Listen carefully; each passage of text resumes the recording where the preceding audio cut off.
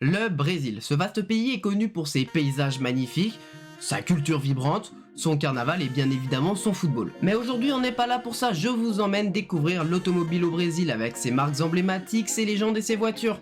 Bref, pose-toi et découvrons ensemble l'automobile au pays d'Ayrton Senna. Avant de rentrer dans le vif du sujet, sachez que ma prononciation des noms sera catastrophique. Malheureusement, 7 ans d'allemand LV2 ne vont pas m'aider à parler portugais. Commençons par Gurgel, sans doute la plus célèbre des marques brésiliennes. Fondée par Joao Gurgel en 1969, l'entreprise se spécialise dans la production de véhicules tout-terrain et de petites voitures électriques bien avant que le concept explose. Gurgel avait une vision innovante et audacieuse. Par exemple, en 1974, il présente la Gurgel Itaipu.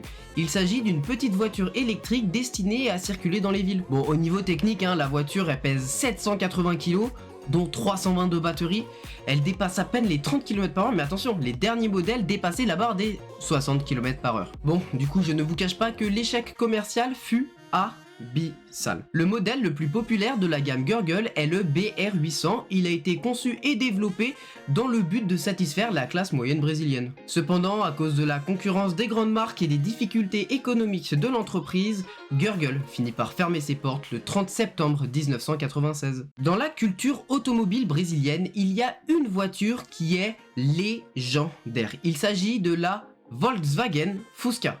Alors non, je ne me suis pas trompé dans les images. En Europe, la Fusca possède un autre nom, la coccinelle. Dites-vous que les Brésiliens ils aiment tellement la Fusca que le 20 janvier de chaque année est célébré le Dia Nacional do Fusca. Oui, il existe une fête nationale dédiée à la Fusca. Alors pourquoi ils ont choisi le 20 janvier? Tout simplement car c'est le 20 janvier 1959 où les premières Fusca sortiront des usines brésiliennes de Volkswagen. Évidemment que dans la même lignée, le combi est également une légende au Brésil. Mais ce n'est pas tout. Volkswagen a également créé un modèle spécifiquement pour le Brésil. Il s'agit de la Volkswagen Brasilia. Conçue en 1973 pour remplacer la Fusca, cette petite voiture est devenue une icône pour les Brésiliens, notamment grâce à sa robustesse et son prix abordable. Pendant ces 9 années de production, environ 930 000 furent vendus sur le marché brésilien et environ 130 000 furent exportés. D'ailleurs, la Volkswagen Brasilia fut également fabriquée et vendue au Nigeria sous le nom de Volkswagen Igala. J'avais envie de vous présenter une voiture française qui porte un nom différent au Brésil. En plus, elle est un peu sportive, je vous présente la Willys Overland Interlagos. Alors non, ce n'est pas une Alpine A110 rebadgée, ce n'est pas une copie non plus, d'ailleurs c'est même pas une A110, c'est une A108. Pour la faire simple, Jean Rédélé avait besoin de vendre un nombre minimal de voitures pour participer à ses courses. Sauf qu'il en vendait pas assez en France, du coup il a décidé de vendre des plans de l'Alpine A108 à différents constructeurs afin de pouvoir participer en course, et un de ces constructeurs c'est Willys Overland qui l'a nommé Interlagos.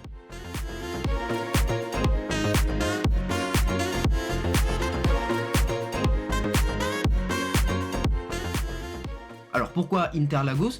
Tout simplement parce qu'au Brésil, plus particulièrement à Sao Paulo, on y trouve le circuit d'Interlagos. Donc vu que la voiture est un peu sportive, on lui a donné le nom du circuit en guise d'hommage. Si tu as aimé cette info, n'hésite pas à t'abonner, à liker la vidéo. En plus, j'en ai d'autres qui arrivent et celles dont je n'ai pas parlé, écris-les dans les commentaires afin de compléter la vidéo. En France, entre 1997 et 2001, on a eu droit à l'écurie Prost, une écurie qui a couru droit à l'échec. Alors pourquoi je vous parle de l'écurie Prost sur une vidéo qui parle du Brésil? Tout simplement parce que le Brésil a eu la même idée 2 décennies auparavant. On se retrouve en 1975 avec Wilson Fittipaldi. Son nom vous dit peut-être quelque chose. Normal, c'est le frère d'Emerson Fittipaldi, premier champion du monde brésilien de Formule 1. Alors à ce moment-là, Wilson est un pilote dans l'écurie Brabham. Sauf qu'il décide de quitter Brabham en 1975 et personne ne veut de lui. Alors il va voir différentes entreprises et celle qui choisira de s'associer avec Wilson pour créer une écurie de Formule 1 se nomme Cooper Sugar. C'est une entreprise spécialisée dans la fabrication de sucre et d'alcool. Alors ils entrent en F1 en 1975 avec comme team principal Wilson Fittipaldi et comme pilote Wilson Fittipaldi. Je pense que c'est un cas unique en F1 où le team principal est également le pilote. Bon, si c'est pas le cas, dis-le moi en commentaire. De toute façon, Wilson a bien compris que le pilotage ce n'était pas pour lui. Donc en 1976, il arrête de piloter pour se concentrer sur son rôle de directeur d'équipe. D'ailleurs, il arrive même à signer un pilote champion du monde de Formule 1 pour son frère. En 1976, Emerson finira 17ème au championnat pilote. À titre d'information, l'année précédente en Formule 1, il avait fini vice-champion du monde. Cette même saison, l'écurie finit P11 au championnat constructeur. L'année suivante, ils finiront P9 et en 78, l'exploit, ils finiront P7. En 79, l'écurie finit P12 au constructeur avec seulement un petit point.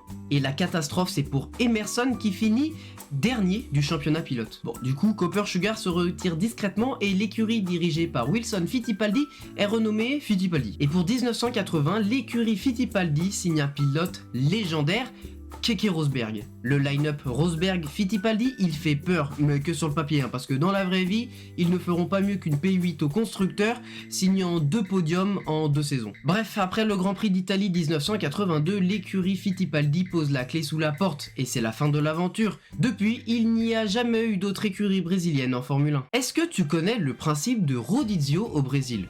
Bon, la traduction du mot rodizio en français, ça veut dire rotation. Mais quoi comme rotation ? Va chercher un Doliprane car ce dont je vais te parler va te retourner le crâne. Le principe de rodizio a été implanté en 1997 à Sao Paulo par Celso Pitta, maire de Sao Paulo. Il voulait lutter contre les embouteillages dans la mégalopole. Bon alors c'est là que ça se complique. En fonction du dernier chiffre de ta plaque d'immatriculation, tu n'as pas le droit de circuler en ville certains jours et certaines heures. Bon, au moins les heures ne changent pas, c'est toujours de 7h à 10h et de 17h à 20h. Mais comment savoir si tu as le droit de rouler ou non ? Alors, comme je te l'ai dit, ça dépend de ta plaque d'immatriculation. Les voitures dont les plaques se terminent par les chiffres 1 ou 2 ne circulent pas le lundi. Celles qui ont 3 ou 4 en fin de plaque ne circulent pas le mardi. 5 ou 6 le mercredi, 7 ou 8 le jeudi, 9 ou 0 le vendredi. Le week-end, tout le monde peut rouler librement. Alors qu'est-ce qui se passe si tu ne respectes pas la règle ? Eh bien le conducteur subit une perte de 4 points sur son permis de conduire et en plus une amende de 30 €. Alors là, les plus futés d'entre vous se sont dit, en fait j'achète 2 voitures en espérant que le chiffre en fin de plaque sur les deux soit différent. Eh bien sachez que les Brésiliens les plus aisés de Sao Paulo ont eu exactement la même idée. Donc aujourd'hui à Sao Paulo, il y a toujours autant d'embouteillages et en plus c'est devenu difficile pour se garer à cause des voitures qui ne peuvent pas rouler. Il y a une autre marque européenne qui a tout cassé en arrivant au Brésil. Il s'agit de Fiat. Comme Volkswagen, ils ont un modèle qui a tout explosé, vendu à près d'1,2 million d'exemplaires, voici la Fiat 147. En Europe, la 147 se nomme 127, mais ça a tellement été la poule aux œufs d'or de Fiat qu'ils ont implanté une usine directement au Brésil pour produire les 147. En vrai, c'est la 147 qui a remplacé la Fusca de début de vidéo, tout simplement parce qu'elle était plus performante, plus confortable, elle consommait moins et son prix était attractif. Évidemment, au Brésil, il y a eu plein de déclinaisons de la 147, voici quelques exemples. D'ailleurs, Fiat a été fournisseur de safety car en Formule 1, notamment grâce à la Tempra. On peut d'ailleurs voir Senna faire un tour d'honneur à bord d'une Tempra lors du Grand Prix du Brésil 1994. Fiat a tellement tout explosé au Brésil que Fiat Brésil est quasiment indépendante de Fiat Italie. Par exemple, l'exemple le plus concret se trouve dans la gamme de voitures proposées. Par exemple, sur le site Fiat France, on peut trouver des 500 ou 600 électriques ou hybrides. Mais si on va sur le site de Fiat Brésil, alors là c'est pas du tout les mêmes voitures. Regardez ça, je ne savais même pas que Fiat faisait encore des pick-up. Pour moi c'était que 500 ou 600. Prenons exemple sur le Fastback, c'est un SUV Fiat du coup, vendu au Brésil bien optionné pour 200 000 reals brésiliens, ce qui équivaut en France à environ 32 000 €. Comment faire une vidéo sur le Brésil et les voitures sans parler de la légende locale Felipe Massa, seul et unique pilote de Formule 1 champion pendant 38,907 secondes. Bon, je rigole, évidemment que je vais essayer de résumer la vie d'Ayrton Senna. Ayrton Senna da Silva est né le 21 mars 1960 à Sao Paulo, au Brésil. Passionné de sport auto dès son plus jeune âge, il terminera vice-champion du monde de karting en 1979 et 1980. Il déménagera ensuite en Angleterre pour continuer son apprentissage. Comprenez qu'il a tout détruit. En 81, il remporte le championnat Ford 1600. En 82, il remporte le championnat Formule Ford 2000. En 83, il remporte le championnat de Formule 3, ce qui lui octroie sa place de titulaire en F1 dans l'écurie Tolman Hart. Il ne lui faudra attendre que 6 grands prix pour faire parler de lui. Lors du Grand Prix de Monaco 1984, sous des trompes d'eau, Ayrton Senna finit à la 2e place, derrière Alain Prost qui deviendra son plus grand rival. Pour la saison 1985, Ayrton Senna rejoint Lotus Renault et il a attendu seulement le 2e Grand Prix de la saison pour remporter sa première victoire en Formule 1. Pendant ces 3 années de collaboration, Ayrton Senna va signer 16 pole positions et va remporter 6 courses. Sa carrière prend un tournant décisif en 1988 où où il décide de rejoindre McLaren et Alain Prost. Lors de la saison 88, Alain Prost et Ayrton Senna vont se disputer quasiment toutes les victoires. Et à la fin, c'est Ayrton Senna qui est titré pour la première fois champion du monde de Formule 1. L'année suivante, c'est Alain Prost qui est titré devenant triple champion du monde de Formule 1 devant Senna. Et surtout, la rivalité Prost-Senna devient l'une des plus légendaires de l'histoire du sport. En 1990, Alain Prost quitte McLaren pour Ferrari et Ayrton Senna est rejoint chez McLaren par Gerhard Berger. En 90 et 91, Ayrton Senna remporte le titre 2 fois consécutivement du coup, et d'ailleurs en 91, il devient comme Alain Prost à ce moment-là, triple champion du monde de Formule 1. Pour la saison 92, Ayrton Senna est favori au titre, mais au final il finira P4 et McLaren finira vice-championne. Malgré ça, pour la saison 93, Ayrton Senna reste chez McLaren et finit vice-champion du monde, derrière Alain Prost qui est sorti de sa retraite pour gagner un 4e titre avec Williams. Pour la saison 94, Ayrton Senna et Alain Prost, les meilleurs ennemis, sont devenus de bons amis. D'ailleurs, Senna signe à la place de Prost qui lui prend définitivement sa retraite de Formule 1. Le 1er mai 1994, lors du Grand Prix de Saint-Marin, Ayrton Senna perd le contrôle de sa monoplace. C'est un week-end tragique pour la Formule 1. Le pilote brésilien Ayrton Senna, victime d'une terrible sortie de piste, est décédé peu après à l'hôpital. Revenons tout de suite sur les circonstances de cet accident. Rémi Guidicelli. Nous sommes dans le 7e tour du Grand Prix de Saint-Marin. Ayrton Senna, seul en tête, ici en point de mire de Schumacher, aborde à près de 300 km/h la courbe de Tamburello, un virage dans lequel il va trouver la mort. La Williams-Renault vient de faire un tout droit avant d'aller heurter très violemment le mur de protection.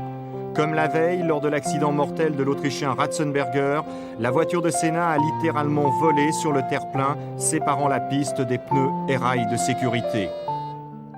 Il reçoit des soins immédiats et est héliporté vers l'hôpital Maggiore de Bologne. En arrivant, sa mort cérébrale est constatée. Il est transféré dans un autre hôpital où on pense qu'il est possible de le sauver. Malheureusement, il est trop tard, Ayrton Senna est trop blessé et sa mort est constatée à 18h30. Senna était réputé pour sa détermination, son dévouement total à son sport et son agressivité en piste. Il développait également une forte connexion avec son pays d'origine, devenant une figure nationale du Brésil. Hors des circuits, il s'impliquait dans des œuvres caricatives aidant les enfants défavorisés de son pays. L'héritage de Senna perdure encore, il reste une source d'inspiration pour les Brésiliens. Des crèches, des écoles, des lycées, des rues, des bâtiments ont été nommés en son hommage. D'ailleurs, en France, il existe même 2 rues Ayrton Senna et une impasse. Ce pilote légendaire incarne l'excellence et la passion en Formule 1, laissant derrière lui un héritage intemporel marqué par son talent, sa détermination et son dévouement envers les autres. Voilà, c'est la fin de cette vidéo sur le Brésil et les voitures, j'espère qu'elle t'a plu, n'hésite vraiment pas à t'abonner et à liker la vidéo, laisse un petit commentaire, ça fait toujours plaisir. Allez, à plus!